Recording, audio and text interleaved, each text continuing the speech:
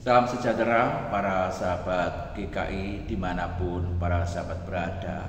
Di dalam kehidupan kita bersama-sama dengan masyarakat ada sebuah ungkapan yang mengatakan demikian. Tidak ada orang yang tidak tergantikan. Hal ini hendak mengungkapkan bahwa di dunia ini selalu ada orang yang bisa menggantikan posisi orang lain. Nah, tentu saja ini berkaitan dengan tugas ataupun fungsi dari orang tersebut. Pasti akan mengalami yang namanya pergantian. Entah karena memang sudah usia yang sudah masanya untuk diganti, atau mungkin karena memang masa jabatannya yang memang sudah berakhir walaupun usianya belum. Tetapi juga ada karena hal-hal atau sebab-sebab yang lain sehingga orang itu mengalami pergantian.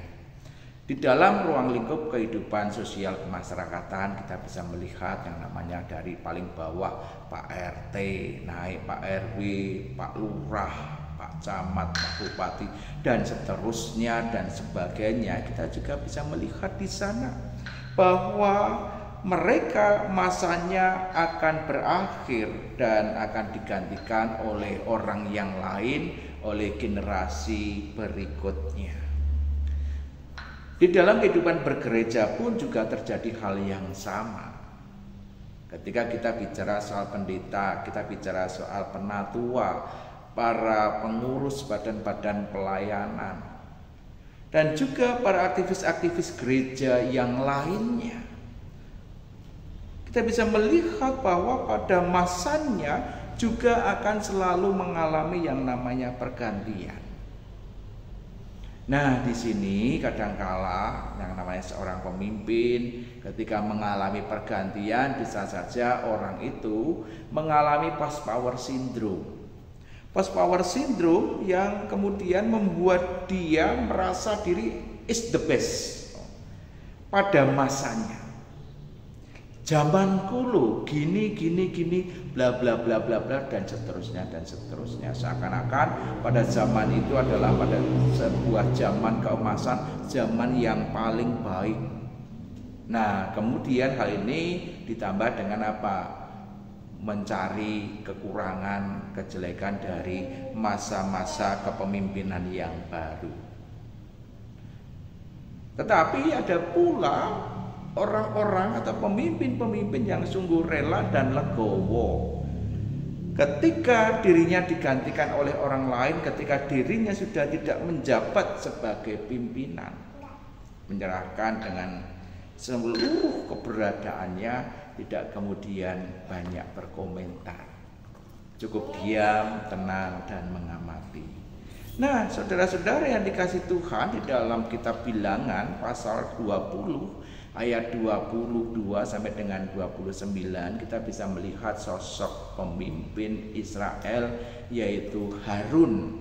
Dia sebagai seorang imam Israel. Nah, di dalam bacaan itu di dalam Bilangan pasal 20 ayat 22 sampai 29 di sana Allah menyatakan bahwa Harun ini telah selesai masa baktinya sebagai seorang imam Israel dan Harun ini akan dikumpulkan bersama dengan para leluhurnya.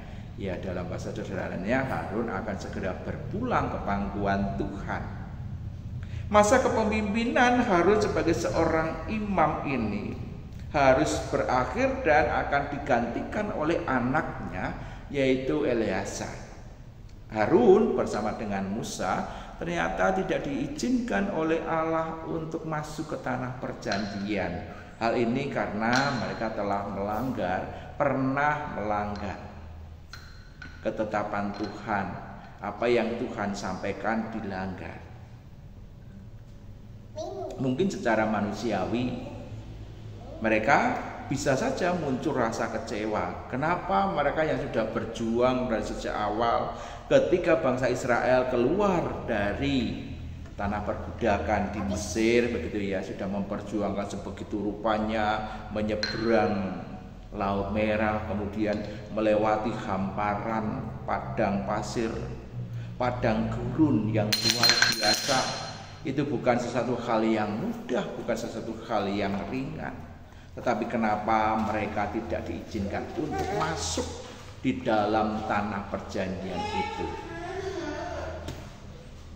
Tentu hal ini menjadi kekecewaan sebagai seorang manusia.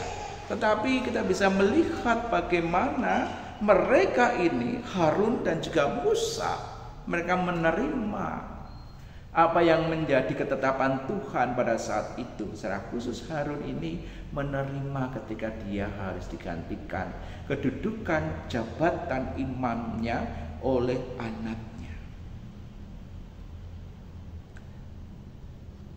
Karena kepemimpinan atau jabatan kepemimpinan itu hanyalah pemberian, hanyalah titipan Tuhan.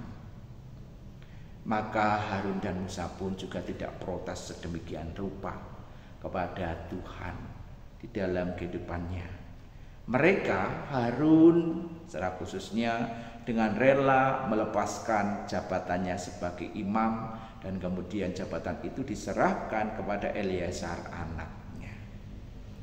Umat Tuhan, para sahabat yang terkasih, dari bacaan ini kita bisa melihat beberapa hal yang bisa kita pelajari bersama-sama. Hal yang pertama adalah bicara soal kepemimpinan, bahwa kepemimpinan itu sifatnya hanya sementara, tidak abadi. Kalau dalam bahasa Jawanya seringkali orang mengatakan bahwa jabatan kepemimpinan itu adalah sampiran. Sampiran sesuatu hal yang bisa dengan mudah untuk diambil dan untuk disampirkan kepada orang yang lainnya. Entah itu di dalam kehidupan sosial kemasyarakatan maupun di dalam kehidupan bergereja. Yang pertama. Kemudian hal yang kedua, ketika menjadi seorang pemimpin, hendaklah menjadi pemimpin yang taat pada Tuhan. Jangan menyalahgunakan kepemimpinan. Hati-hati kalau menyalahgunakan kepemimpinan. Ini bisa terjadi seperti yang dialami oleh Harun dan Musa ini. Mereka melanggar, mendurhakai Tuhan. Akibatnya mereka tidak bisa masuk ke tanah perjanjian. Meskipun mereka sudah berjuang begitu luar biasa, lelah dan capeknya mereka. Jangan gunakan kepemimpinan dengan salah. Kemudian hal yang ketiga, setelah tidak lagi memimpin, ya jangan sampai mengalami yang namanya post power syndrome. Walaupun kadangkala ini tidak mudah.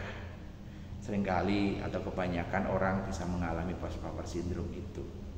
Nah, kita diajak untuk tidak kemudian mengalami post power syndrome. Oh, zamanku seperti ini, zamanku seperti itu.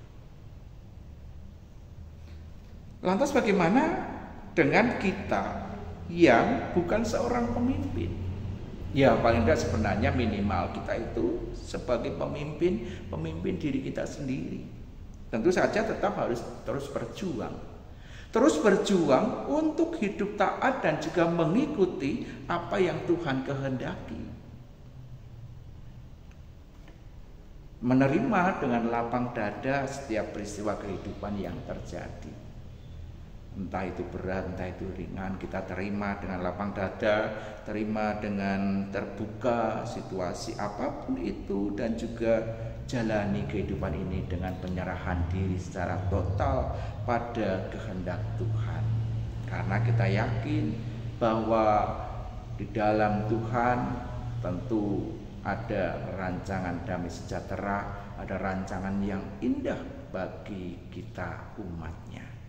Paling penting adalah kita tetap terus berjuang, berusaha mengikuti, menuruti apa yang Tuhan kehendaki. Tetap hidup setia kepada Tuhan sampai akhir hayat kita, sampai perjuangan kita berhenti di dunia ini.